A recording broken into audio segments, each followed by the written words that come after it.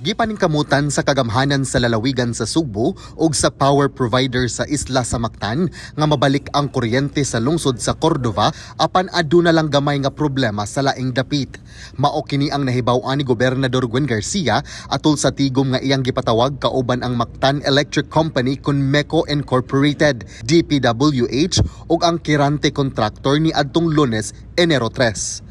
Matud ni Gilbert Pagubos, Senior Vice President ug General Manager sa MECO, nga dakong hagit nila ang pagbutang sa bag-ong mga poste kay gibabagan o dili mosugot ang mga residente didto nga kubkuban ang ilang luna daplin sa dan.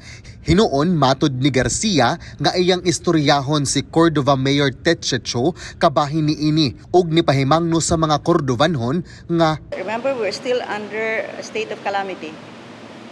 And I am just giving a warning aning mga balay nga manghulga sa mga MECO people nga dili sila put up sa poste. I'm giving them a warning nga we're in the state of calamity. I have emergency powers.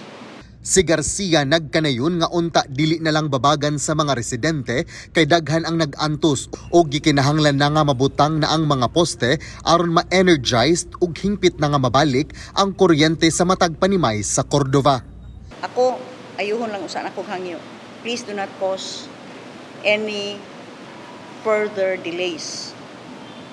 Please do not be the reason that ang inyong mga kauban in town diha maoy nag-antos og samot kay dili pa-energize. Sa minaayo pa ni nako nga hangyo. Dapat pahiyong kamay. Di madas minaayo inyong kalauman nga ang ako yung putihan ang kadaghanan. Dili ang interes sa pipila.